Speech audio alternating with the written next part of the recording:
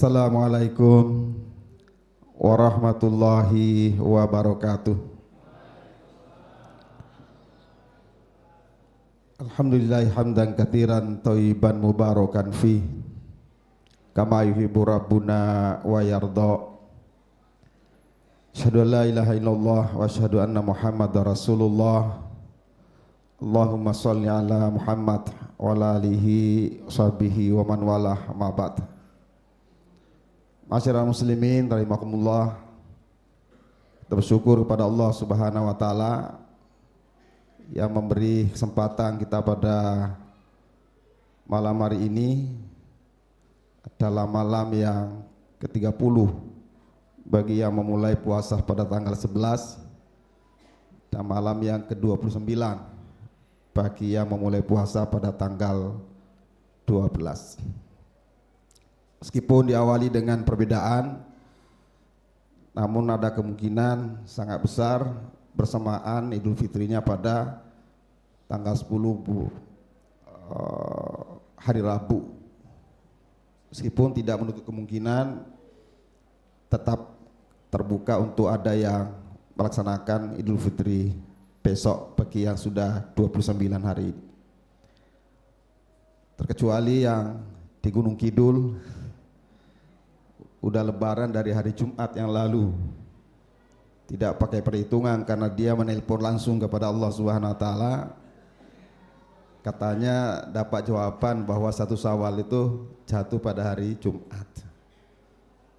Ya, ini kita kadang-kadang tidak habis pikir, yang sama sekali nggak ada dasar sekalipun tapi pengikutnya tetap banyak. Jamaahnya tetap membeludak gitu sampai diadakan di 2 tempat. Padahal dengan kalimat saja telepon kepada Allah itu orang awam pun tidak percaya mestinya. Bagaimana mungkin ada manusia bisa berhubungan komunikasi dengan melalui sarana telekomunikasi dengan Allah Subhanahu wa taala. Salawat dan salam kita kirimkan pada junjungan Nabi besar kita Muhammad sallallahu alaihi wasallam. Jemaah sekalian, kita berada di ujung ya, sampai kepada puncak pelaksanaan Idul Fitri besok atau lusa. Tentu saya kira bagi orang yang beriman, harapan yang terbesar adalah bagaimana dia meraih takwa kepada Allah Subhanahu wa taala. Sebagaimana janji Allah, ya ayyuhalladzina amanu kutiba alaikumusiyam kama kutiba alal ladzina min qablikum la'allakum tattaqun. Jadi saya kira siapapun yang merasa dirinya adalah hamba yang beriman, maka mesti yang diharapkan betul dicapai dari proses pelaksanaan puasa selama Ramadan ini adalah mendapatkan derajat takwa di sisi Allah Subhanahu wa taala. Hanya saja memang perlu kita kembali memahami lebih luas apa yang disebut dengan orang yang bertakwa, supaya tidak hanya sekedar kita selesai puasa seolah-olah kita sudah menjadi hamba yang bertakwa.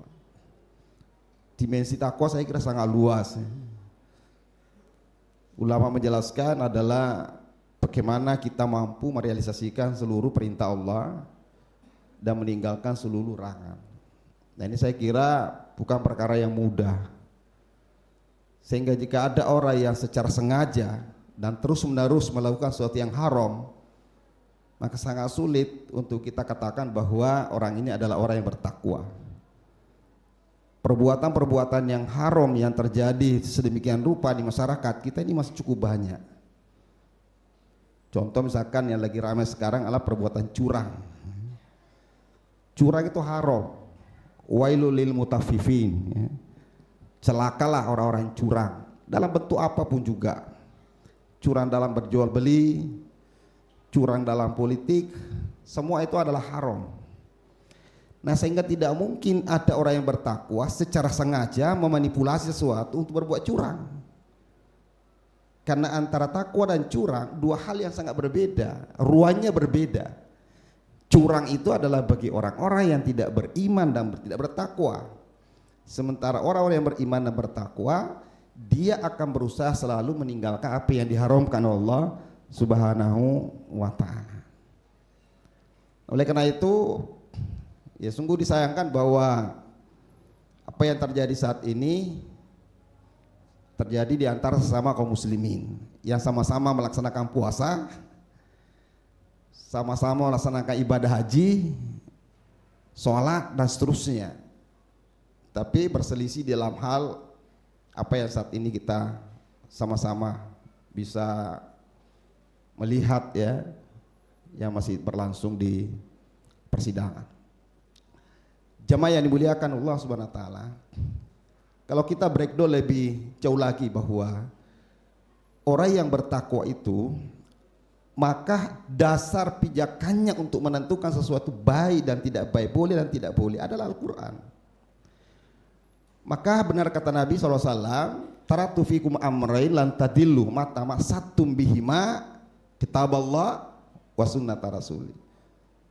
Kita tinggalkan dua hal, barang siapa yang berpegang kepadanya, kan tidak akan sesat.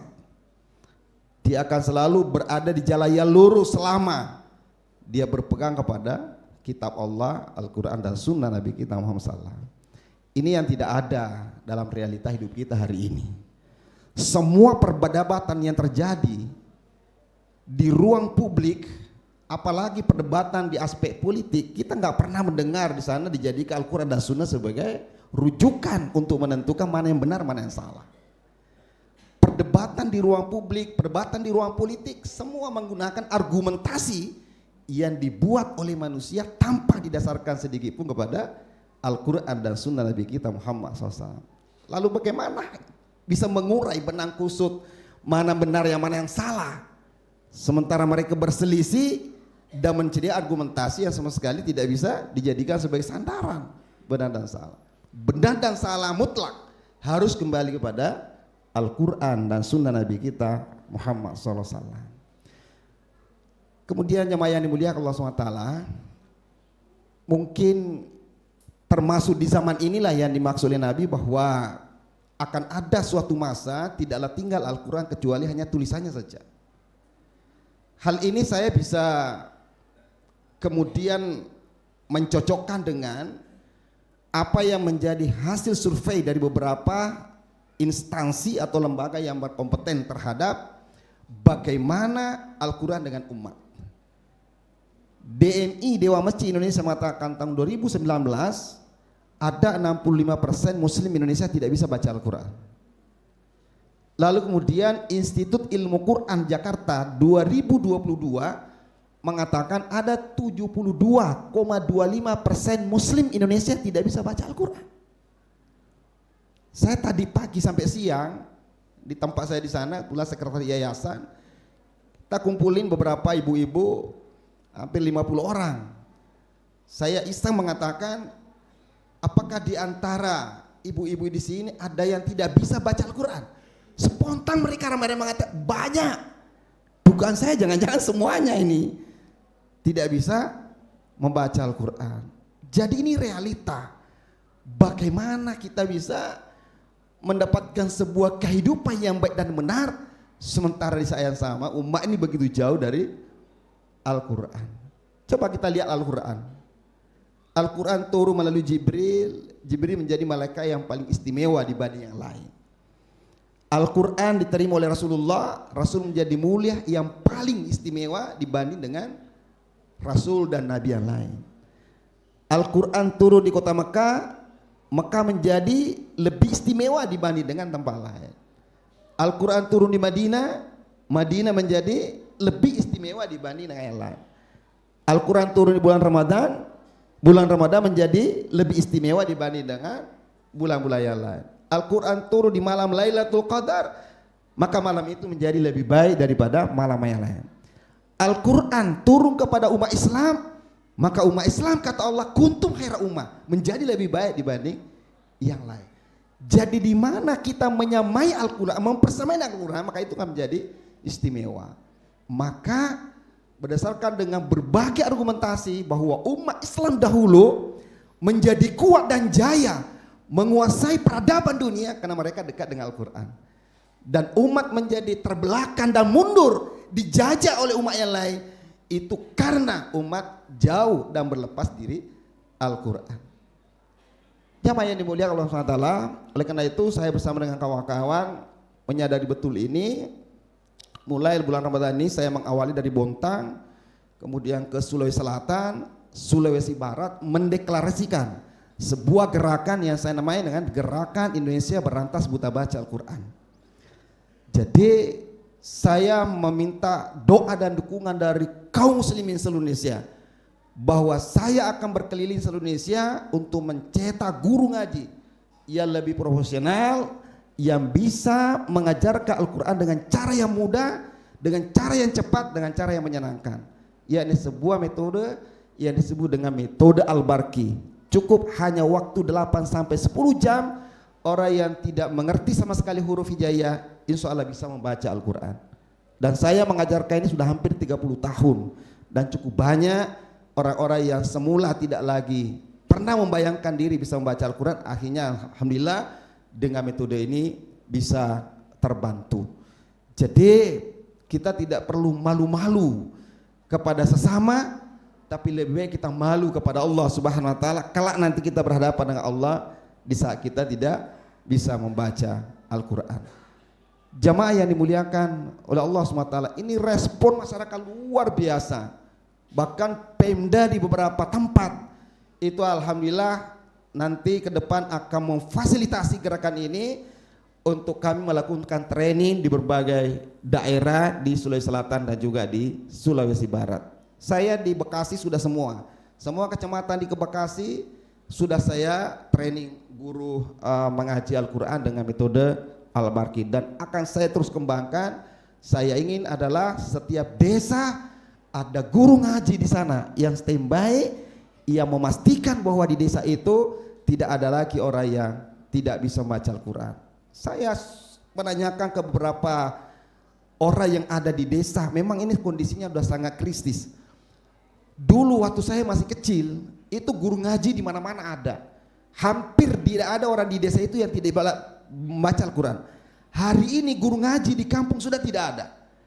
Sebagian besar kampung hari ini itu sudah tidak ada guru ngaji. Maka kemana anak-anak ini akan membaca Al-Quran? Enggak ada lagi. Sehingga mereka sibuk dengan game, mereka sibuk dengan HP, mereka benar berpuasa, datang ke masjid, tapi mereka berbaring, bersandar di masjid sambil main game, dan tidak ada yang membaca Al-Quran. Sangat berbeda dulu ketika kita masih kecil, di rumah-rumah, di musola, di masjid, ramai orang membaca Al-Quran. Oleh karena itu jemaah sekalian dimuliakan Allah Ta'ala, bulan Ramadan adalah bulan Al-Quran. Mari kita tumbuhkan kesadaran di dalam diri kita bahwa tidak ada cara yang terbaik dan yang terbenar untuk membetulkan cara kita hidup dan selamat dunia dan akhirat kecuali adalah kembali kepada Al-Quran dan Sunnah Nabi kita Muhammad SAW. Kita harus secara sinergi bersama-sama mengawal umat ini agar tidak jauh dari Al-Quran. Kalau umat jauh dari Al-Quran, maka para misionarislah yang akan datang kepada mereka membawa Injil ke pintu-pintu kaum muslimin, dan itu banyak yang terjadi. Di kampung sawah kalau kita berjalan sepanjang jalan, itu ada berapa gereja besar yang berdiri sana, padahal itu adalah penduduk pribumi muslim. Awalnya itu adalah penduduk asli dan muslim, tapi sekarang gereja-gereja besar di sana berjejer dan berdekatan. Siapa yang masuk ke dalamnya? Tentu adalah saudara-saudara kita yang tadinya muslim lalu kemudian jadi murtad. Bisa jadi karena kita kurang peduli kepada mereka, kita tidak pernah datang kepada mereka untuk menawarkan bagaimana mereka membaca Al-Quran, sehingga yang datang adalah para misionaris, para pendeta menawarkan Injil, menawarkan janji-janji palsu tentang keselamatan mereka di dunia dan akhirat, karena mereka pendidikan yang sangat rendah sehingga begitu mudah diberi dengan janji-janji yang tidak jelas dasarnya.